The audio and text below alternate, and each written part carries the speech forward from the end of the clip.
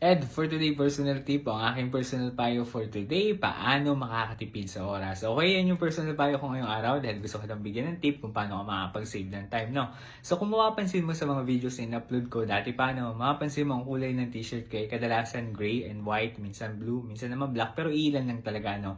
Nag-decide kasi ako na mag-save ng time sa pamamagitan ng pag-select lang ng ilang kulay ng t-shirt nang sa gayon hindi na ako mag-iisip pa ng ano bang kulay ng t-shirt susuotin ko, no? Kumbaga, yan, kunin ko na, suot ko na, alis na agad. So, etong approach na to, kumbaga personal ito sa akin na gusto ko lang i-share sa'yo. No? Nasa iyo pa rin yan, no? Ang akin kasi, kapag etong ginagawa ko, mabilis na akong magbihis, no? Pagkasuot na, kuha lang kasi parehas naman yan. Gray naman yan lahat, white naman yan lahat. Suot lang and then alis na, no? Kapag ginawa mo kasi ito, nakakapag-save ka ng ilang minutes din, no? Malaking tulong yan. Yung ilang minutes na yan, pwede mo pa magamit yan sa ibang bagay, okay? Dahil, syempre, importante sa atin ang oras. Lahat tayo may 24 hours in a day lang. Kaya gusto kitang bigyan ng tip kung paano ka makakapag-save ng time, no? So again, personalize ito. Ikaw bahala kung applicable itong payo ko sa'yo, no?